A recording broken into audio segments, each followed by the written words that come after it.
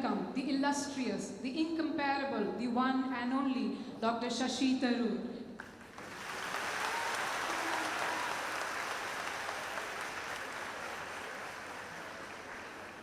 My God, what an introduction. How does one live up to that? Most respected His Grace Ma Joseph Kalagalagat, patron of this institution. Monsignor Dr. Joseph Tharathil, manager. Reverend Dr. Shaji John, your principal. Dr. Sonia Sebastian, head of the Department of English. Sister Minimoon Matthew, Sister Manju Elizabeth, Father Kuriakos, and the golden-voiced Sneha Babu. All the members of the faculty, students, friends, well-wishers, എല്ലാവർക്കും എൻ്റെ വിനീതമായ നമസ്കാരം.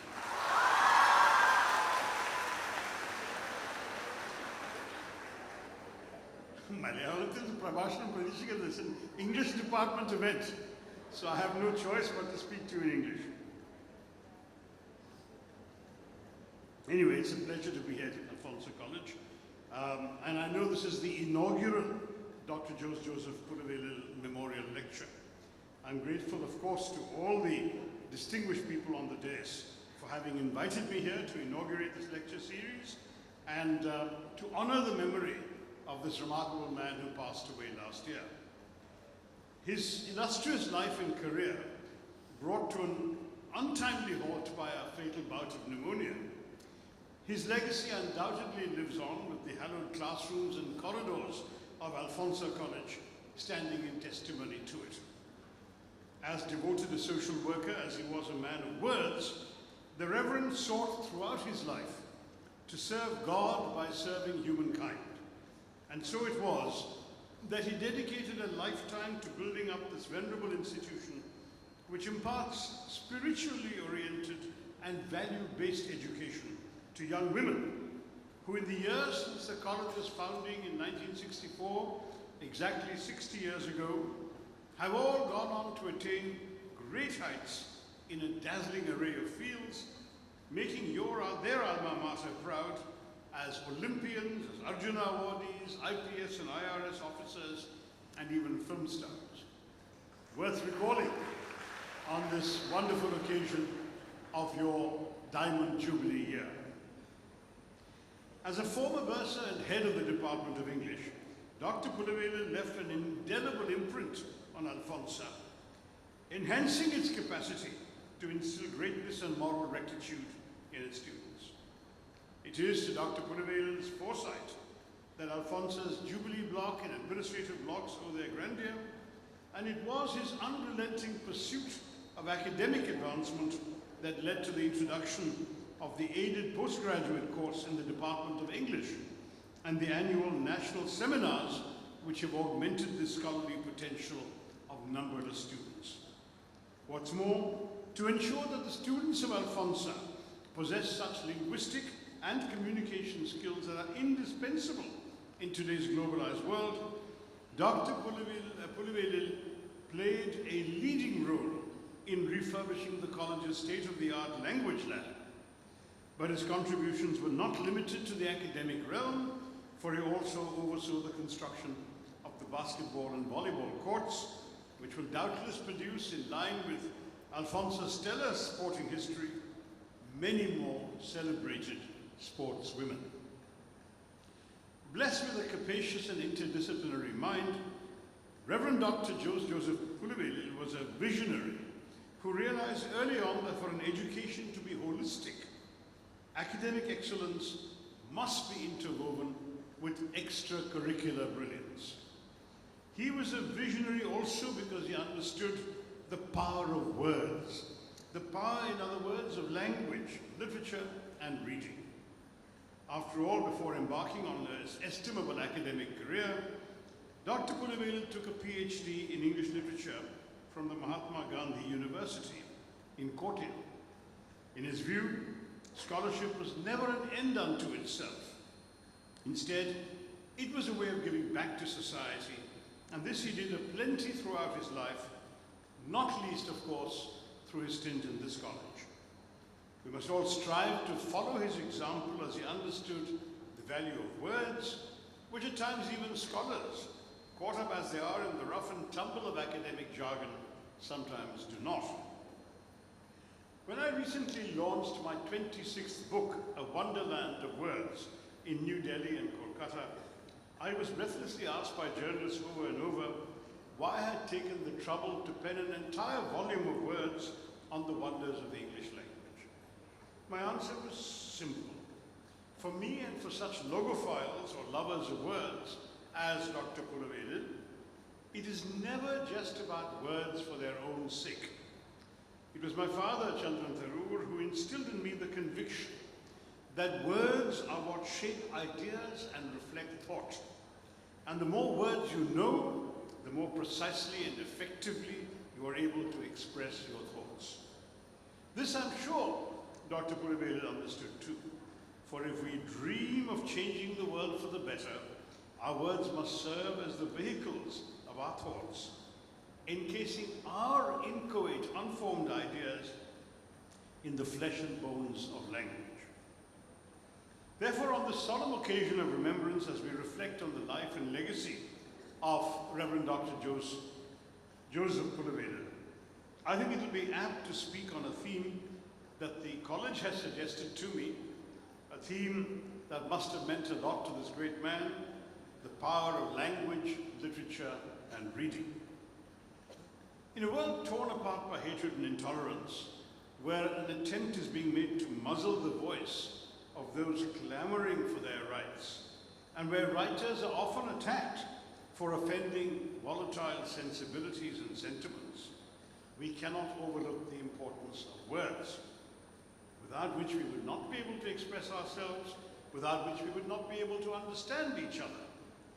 As Salman Rushdie has often said, humans are the only species who, to understand themselves and the world around them better, tell each other stories. These stories, through which we make sense of our world, are composed of words, and they constitute literature. Sadly, however, the knowledge of words, especially in a country like ours, we're obsessed with mugging up textbooks and regurgitating them in our examinations, is restricted to one thing alone: mugging up, studying the dictionary, wordless. I understand that to pass some examinations, there are useful lists of words that students are encouraged to learn. I don't agree with that. In fact, not a day goes by without my being asked, mostly by younger students, egged on by their enthusiastic parents, what they need to do to develop a formidable vocabulary.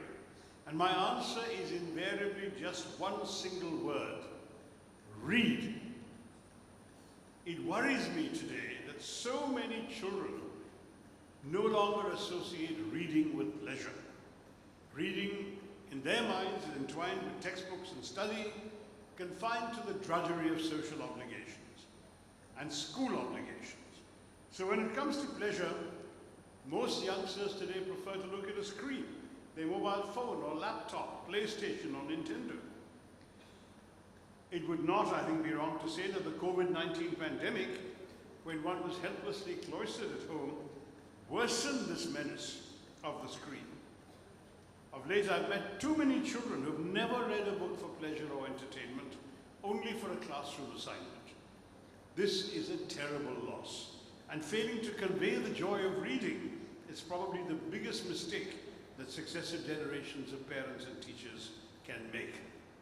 But of course, there is still time to remedy the situation so long as we recognize the problem and work to rectify it. Now, my own childhood was rather different, because growing up as a child of middle-class parents in urban India, first in Bombay or Mumbai, then Calcutta in the late 50s and 60s, meant growing up with books. Television did not exist in the Bombay of my boyhood, and smartphones, laptops, Nintendo, PlayStation absolutely were not even a gleam in an inventor's eye. My siblings, my sisters, were younger than me, 4 and 6 years younger. So what could you do when you weren't with your friends? Read. And why wasn't I with my friends? Because I was an asthmatic child and I couldn't go out and play.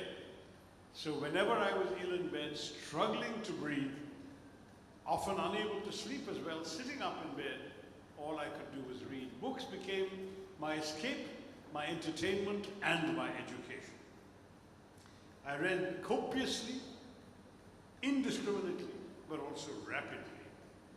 And soon reading became the central focus of my existence. There was not a day in my life that did not focus or feature a book. One year, I foolishly set myself the challenge of reading 365 books, one for each day in the year. I kept a list of the volumes I finished. Comics did not count. And indeed, I managed to reach 365 before Christmas. But I told my own sons never to do this, never to read to a deadline. Always read for pleasure, because fulfilling any arbitrary target like that just spoils the joys of reading. An abiding memory is of my mother coming into my room around 11 every night and switching off the light while I was reading. I wasn't smart enough to think of holding a torch, a flashlight, under the blankets. But sometimes I would wait for my parents to fall asleep in their room and then surreptitiously switch on my light again to finish the book they had interrupted. I tell you the story because the journey that began my adventure of reading is often ignited by a single book. And my mother actually started me out by reading to me when I was a tiny little toddler. When I was still in diapers, she would read to me from the noddy books of Enid Blyton, stories about a nodding wooden doll and his friends in Toyland. My mother jokes that she read them so badly that I couldn't wait to grab the books from her by myself. So before I was 3, I was reading, Noddy first, and soon moving up to other stories by the world's most prolific children's author, Enid Blyton, whose prodigious output of over 200 books could take you through an entire childhood. It was only the beginning, though. The classroom offered other books with its British-inspired curriculum. At the age of 9, I was reading Lamb's Tales from Shakespeare. At 10, Charles Dickens' Oliver Twist, both unabridged. And Shakespeare himself, mildly expurgated, made an appearance in the syllabus when I was 11.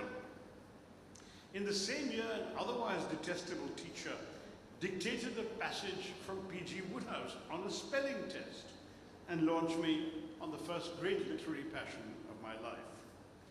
One of the great humorous comic authors of the world. If you haven't read P.G. Wodehouse, I recommend it strongly to you. There were also several Indian stories that I raced through. In those days, there were very few Indian children's books available in English in a market still dominated by the British. The one area where Indian publishers could hold their own was in retelling the Indian classics.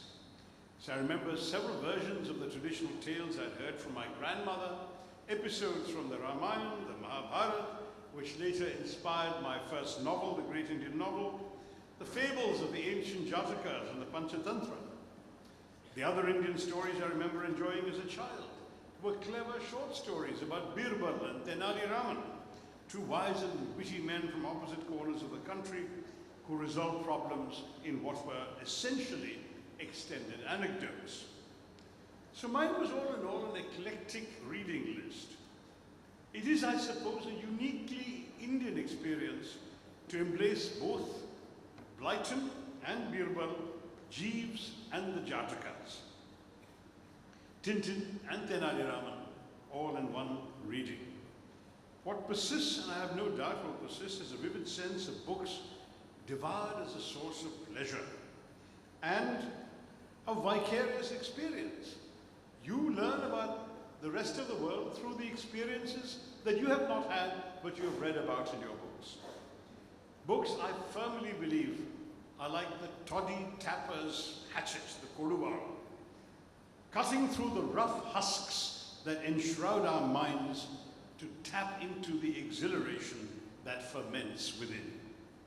It is a boundless curiosity of children that reading stimulates, and in so doing paves the way forward for them to begin their own adventures of reading, and eventually wielding words to effect vigorous change with visions of a better, more peaceful, plural, and more progressive world. That is the power of words, of language, of literature, of reading. What more should I say about them? Writers, after all, are supposed to write. We should leave the pontificating to the professors.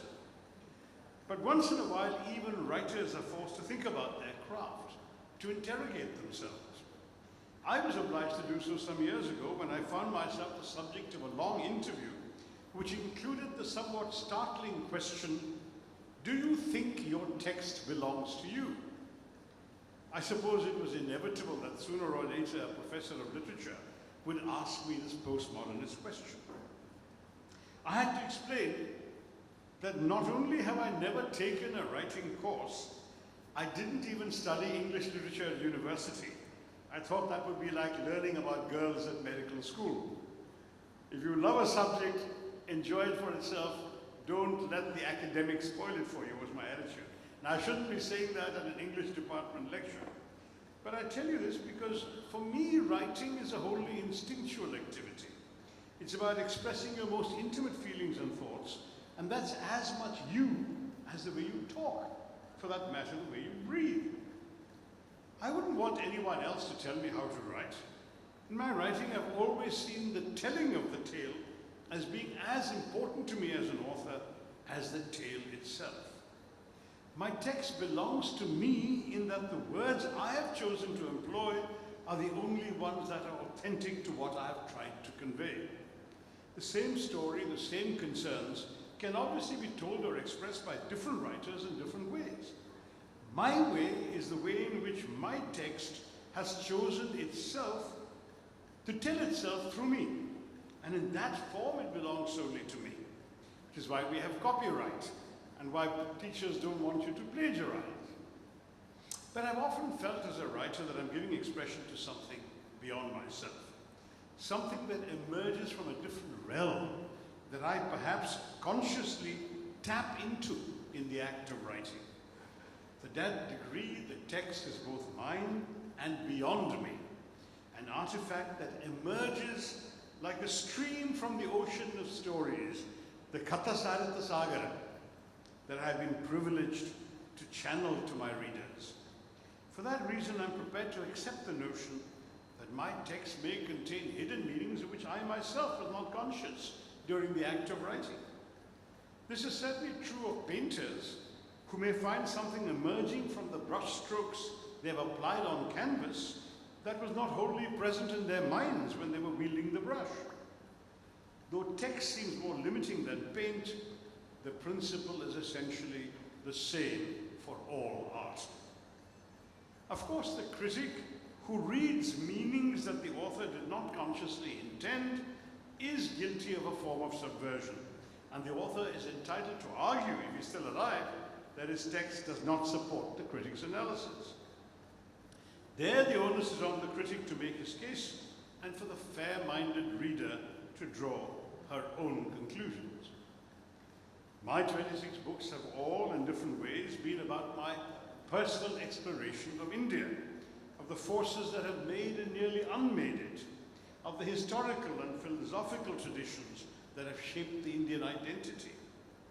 While this is explicit in my books of non-fiction, my 4 books of fiction have also sought to explore the Indian condition, particularly by looking at the kinds of stories that Indians tell about themselves, whether the stories of our epics and our freedom struggle, as in the great Indian novel, or the stories of our popular cinema, as in my book Show Business, or the stories of the identities and historical memories we construct for ourselves, as in my novel Riot.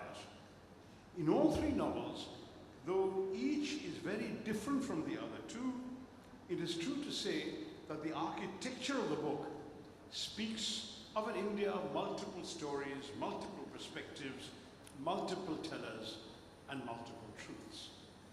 I'll only speak of one because of the late hour.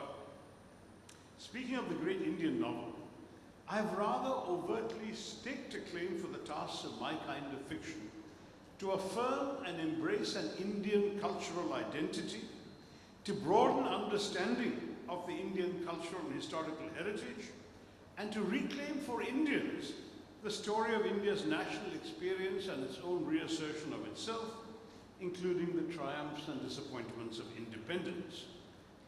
My story in the Great Indian Novel was about the kinds of stories Indians had long been telling about themselves, both the Mahabharata and the story of our nationalist struggle for freedom.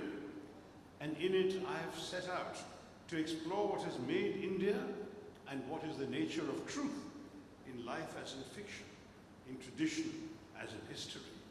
Is there my truth, your truth, his truth, or only one truth we regard from different perspectives? I also wanted to make sense of India's countless national and historical memories and hope to fathom them all into one capacious and coherent whole. In countries like ours that are enormous and diversely chaotic, there can never be a single national memory that has primacy over all other memories. At any given point, there are always countless memories, those of different groups, different sections of society, clamoring to be hailed as the predominant memory. That, of course, is impossible. And so it is that these countless renditions of the past pervade the present with an acrimony which at times becomes deeply polarizing. This is something all modern nations that claim to honor constitutional liberalism must strive to prevent. For nation building and national integration, what's important is affording the nation's different communities, many of which have their own contending versions of history, a berth wide enough to accommodate those differing, not to say even disagreeing historical memories. All of this can be subsumed in a larger project one might call democratic myth-making. That is to say that the saga of how the nation came to be, how, say, it fought its colonists, threw them out, established a democratic republic, guaranteeing liberty, equality, fraternity for all. This must be narrated over and over by different people, by the government, by civil society, by the citizenry, by writers like me. This will allow different communities to take pride in their own histories and at the same time feel that they belong to the nation whose birth was a moment of great deliverance for them and as such must be cherished. Such democracies as the US, France, and even with our checkered record, India, have managed to do this, leaving a lot left to be desired, of course, but we're doing it. Art and literature play a powerful role in the project of democratic myth-making that all modern nations have in some way or the other embarked upon. Though it may not be a concerted attempt, artists, writers, novelists all seek to make sense of the vicissitudes in their nation's fortune, and also to reclaim the cultural identity that centuries' worth of colonial or imperial rule have robbed or deprived our nation of. Post-colonial literature has sought to achieve this goal precisely. In certain cases, these writers may immerse themselves, thank you so much, dry and dreary textbookish history into the vibrance and glory of mythical epics and folklore. And that will inform and feed the nation's collective conscience. And of course, these things have been happening from time immemorial. These are the tales of characters and scenarios stalk the nation's streets and the imagination of its citizens, and thus are nationally understood metaphors that speak to the present, to what is happening to the nation at any given point. So to put it simply, I use the Mahabharata as a vehicle for an attempt to retell the political history of 20th century India through a fictional and satirical recasting of events, episodes, and characters from the epic into the 20th century. And for me, the Mahabharata was an ideal vehicle for this because it was a reflection of the pluralism, diversity, and openness of India's kaleidoscopic culture. In the process, it aims to broaden the understanding of the Indian cultural and historical heritage while reclaiming for Indians the story of India's experience with foreign rule and its nationalist reassertion, including the triumphs and disappointments of freedom. The vast majority of developing countries which strive to become modern nations have emerged recently from the horrors of colonialism, which has fractured and distorted their cultural self-perception. Development will not occur without a reassertion of identity, that this is who we are, this is what has made us, this is what we are proud of, this is what we want to be. And development implies dynamism. Dynamism requires freedom, the freedom to create. Creativity is both a condition and a guarantee of culture. This is why it is worth telling our ancient stories in new and original ways. Why, as the great Nobel Prize-winning German writer Günter Grass said, literature must refresh memory. So I won't talk about the other books, but my whole logic is, I think, fairly clear. That is that truth, as I ask in the great Indian novel, can sometimes be modified by a personal pronoun. That doesn't mean that truth doesn't exist. It means that people see it differently. Now, some Indian critics still suggest that there is something artificial and un-Indian about an Indian writing in English. One critic disparagingly declared that the acid test ought to be, could this book only have been written by an Indian? And in his view, most Indian writing in English fails that test. Now, I've never been much of a literary theoretician, as I said, but for most, though perhaps not all of my own writing, I would answer that my works could not only have been written only by an Indian, but only by an Indian in English. I write for anyone who will read me, but first of all for Indians like myself who've grown up in India, speaking, writing, playing, wooing, quarreling in English, all over the country. No writer really chooses a language. The circumstances of your upbringing ensure that the language chooses you. Members of this English-speaking class have entered academy and condemned themselves in terms of bitter self-reproach. One Indian scholar, Professor Harish Trivedi, has asserted in English that Indian writers in English are cut off from the experiential mainstream and from the common cultural matrix that is shared with writers of all Indian languages.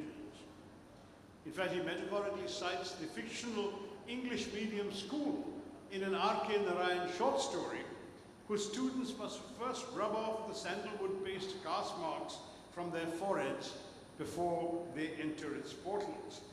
That this golden gate of English, he says, is only for the deracinated, the rootless, to pass through, for those who have erased their antecedents.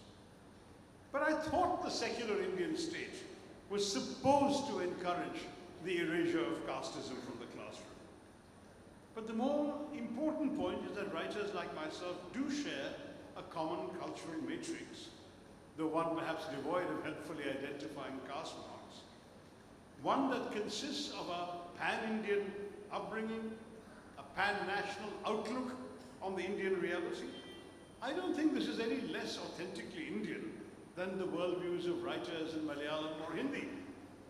Why should the rural peasant or the small-town school teacher with his sandalwood-smeared caste mark be considered more authentically Indian than the St. Stephen's College product or the Bombay socialite, who are as much a part of the Indian reality? India is a vast and complex country. In Walt Whitman's phrase, it contains multitudes. I write of an India of multiple truths and multiple realities, an India that is greater than the sum of its parts. English expresses that diversity better than any Indian language I know, precisely because it is not rooted in any one region of our country. At the same time, of course, as an Indian, I'm very much conscious of my pre-Anglophone and my Kerala antecedents. My novels reflect an intellectual heritage that embraces the Mahabharata, the Kerala folk dance called the Autumn Thullal, of which my father was a gifted practitioner, and the movies of Bollywood, as also Shakespeare, Woodhouse, and the Beatles. Why not? I keep returning, of course, to villages in Kerala. I just spent Onam in my Tharwad and Palakkad. Yes, I've grown up in Bombay, Calcutta, and Delhi. Each of these Indian cities is 1,000 1,000 miles apart from each other. The mother of my children is half Kashmiri, half Bengali. My own mother used to live for many years in the Tamil Nadu town of Coimbatore. So this may be a wider cultural matrix than the good Dr. Trivedi imagined, but it draws from a varied range of Indian experience. And English is the language that brings these various threads of my India together.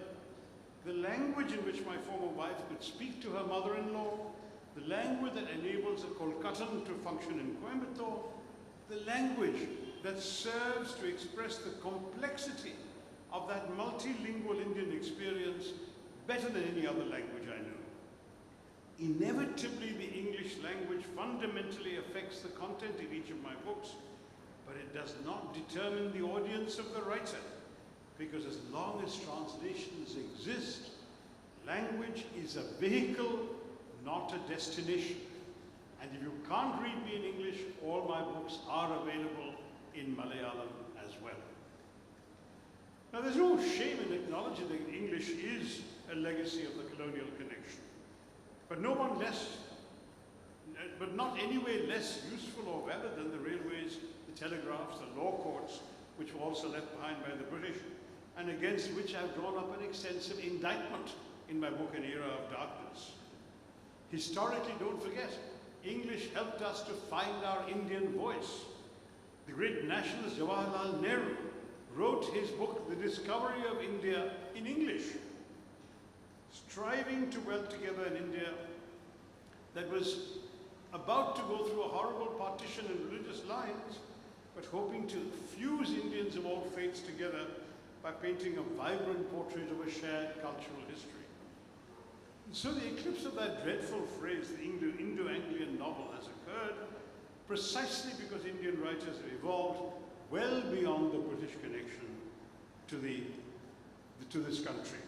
The days when Indians wrote novels in English, either to flatter or rail against their colonial masters, are well behind us.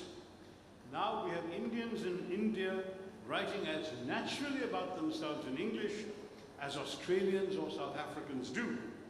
And of course, their tribe has been supplemented by India's rich diaspora in the United States, which has already produced an impressive crop of impressive novelists.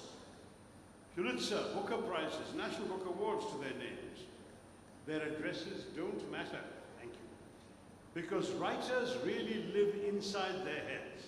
Thank you. Writers live inside their heads and on the page, and geography is merely a circumstance. They write secure of themselves in their heritage of diversity, and they write free of the anxiety of audience, for theirs are narratives that can appeal as easily to foreigners as to Indians. So read my books and those of other Indian writers, not because we're Indian, not necessarily because you're interested in the country, but because they're worth reading in and of themselves. And each time you pick up one of my books, ask not for whom I write for you. So to go back to the question which the professor asked me, does my text belong to me? I write, as George Bernard Shaw said, for the same reason that a cow gives milk. It's inside me, it's got to come out, and in a real sense I would suffer if it didn't. It's the way I express my reactions to the world I live in and see around me and try to imagine. It would be futile to claim ownership of it, as for a cow to assert that she owns the milk she has provided. No, dear readers, the text no longer belongs to me, it belongs to you.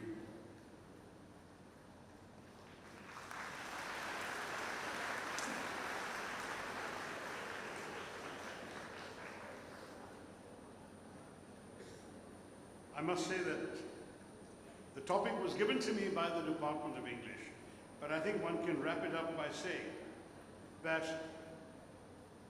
as both a writer and a reader, I'm conscious of how much reading and learning does to broaden the minds of the reader. And I'm convinced that prejudice and ignorance in the world are the handmaidens of the violence we see around us. The purpose and power of language, literature, and reading is to enlighten people the world over of of one simple fact, that our similarities far outweigh our differences. What unites us is far more than what divides us. Only when this is wholly embedded in the globe's consciousness will unspeakable crimes stop. Surely that's the whole point of literature, that for a body of writing to constitute a literature, it must rise above its origins, its setting, even its language, to shed for readers around the world a light upon some facet of the human condition. The very condition which, regardless of ethnicity and religion, language and place of residence, unites you and me, makes us both human. To shed light upon that condition, simultaneously elusive and omnipresent, is the primary duty and power of language, literature, and reading. And only when we discharge that duty, only when we illumine those invisible bonds that bind us all together, can we look proudly in the mirror and call ourselves writers, and indeed human beings. Once again, I'd like to thank Alfonso College Pala, and especially your patron, the eminent Ma Joseph Kalangard, for graciously inviting me to inaugurate this lecture series, instituted in homage to one who was in equal measure a man of God and a man of words. I wish this prestigious institution and its remarkable students all the very best for your future endeavors. Thank you very much for listening to me. Jai. Good afternoon. My name is Malavika Jiramesh. I'm from 3rd DC English, Alfonso College. My question is to Tharoor sir. Sir, here. Okay. Right. Okay. So my question is, in this digital age, do you think literature and reading holds the same power to shape our society and challenge the authority, considering misinformation and social media often overshadow thoughtful discourse? So that is exactly the challenge, that where disinformation, especially on social media, can overwhelm reality, you must train yourself in how to read. And in fact, a grounding in literature, this is an English department lecture after all, actually encourages you to read and to understand the intentions of the writer. If you read the classics of literature, whether it's E.M. Foster's Howard's End or A Passage to India, whether you read works that try and depict books from different angles. I have written a novel called Riot, in which the story unfolds through 13 different voices, telling you 13 different points of view on what is happening on a particular riot.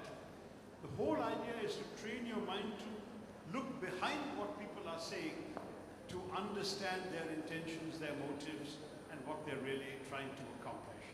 So my own view, young lady, is that reading is all the more necessary in this age of disinformation and social media.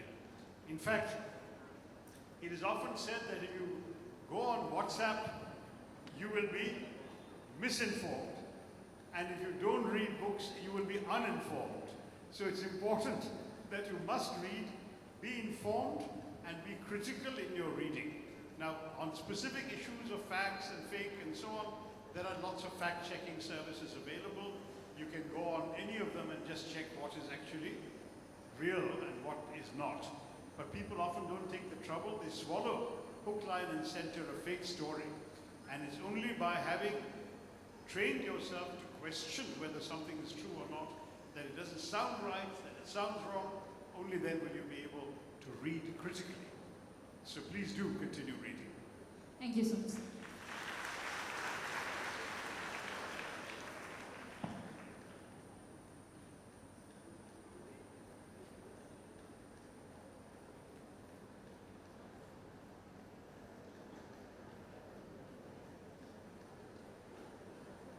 Hello, sir. Hi. I am Fatima from second year MA English. Let me say first, it was very pleasure to meet you. The person was the author of a book I have recently read, An Era of Darkness. And I'm a great fan of you because of your richest vocabulary.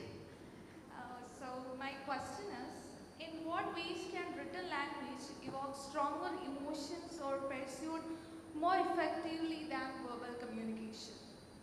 Well, you know, written language and spoken language are definitely different in their impacts. Logically, the argument is that the written language appeals to the reader's sense of reasoning, appeals to the rational mind, whereas the spoken language very often appeals to emotions and feelings and passions, the way the emphasis is put by the speaker. But I'm not sure that's the full story, because you could argue that even in written language, there can be non-fictional prose, which is rational and argumentative, and there can be fiction, which actually does appeal to the heart and the mind. I mean, not just the mind, but the heart and the emotions of the reader. So, my own view is words, which is what we have in common whether we're reading or speaking, or writing or speaking, I should have said. Words are actually instruments that we can use to embody our thoughts and our ideas. One of the most useful skills in any profession that you go to once you have passed out of college, whether you're going to be a teacher, whether you're going to join a private company and be persuading your manager of something, whether you're going to be a salesperson and talking to the public, whether you're going to be merely in a situation where you have to address an audience like this, the ability to use words to communicate to others and to influence them is going to be an asset to you. So I would urge you to see words, whether written or spoken, as instruments of your ideas, your thoughts, and your intentions.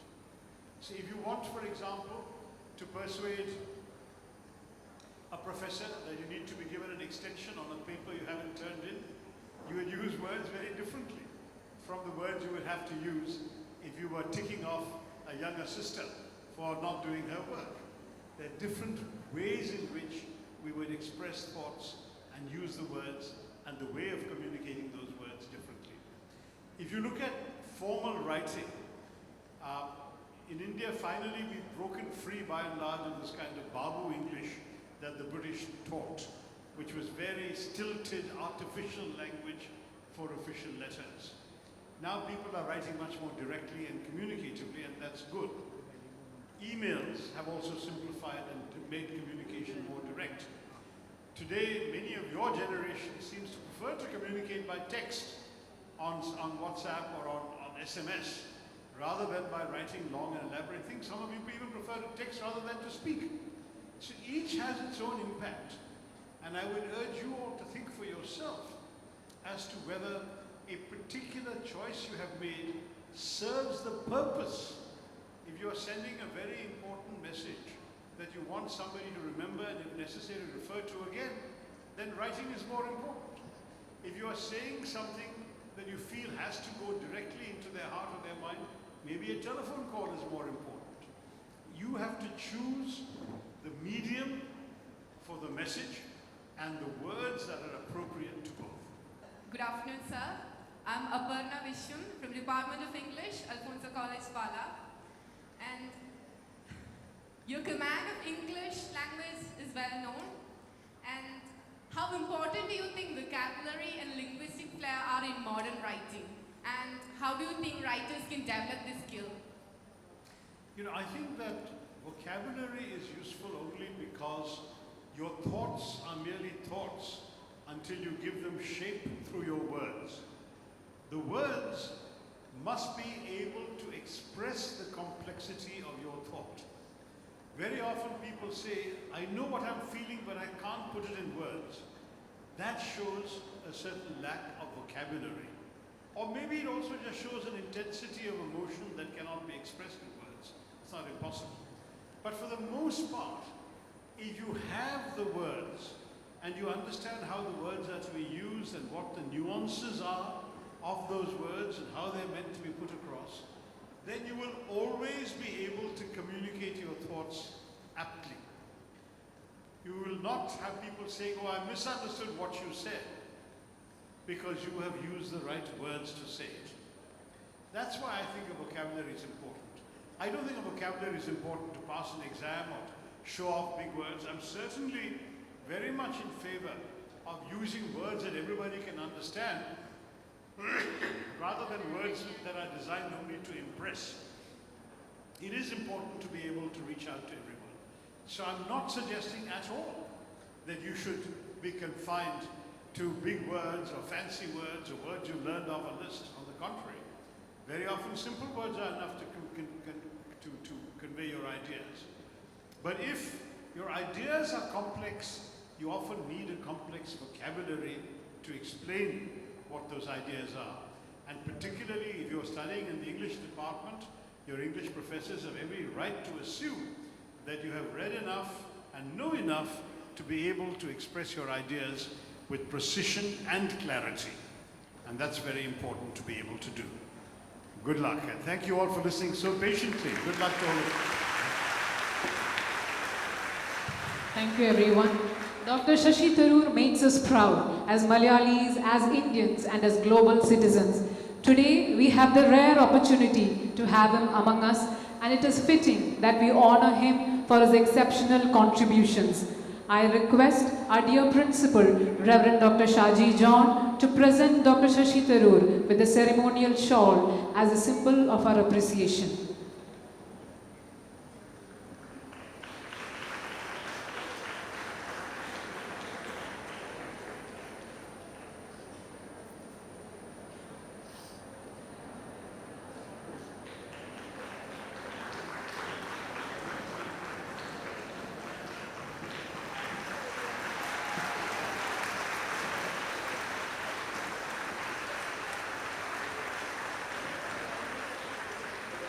I request our college manager, Monsignor Dr. Joseph Tarkal, to present a token of our gratitude to Dr. ShashiTharoor.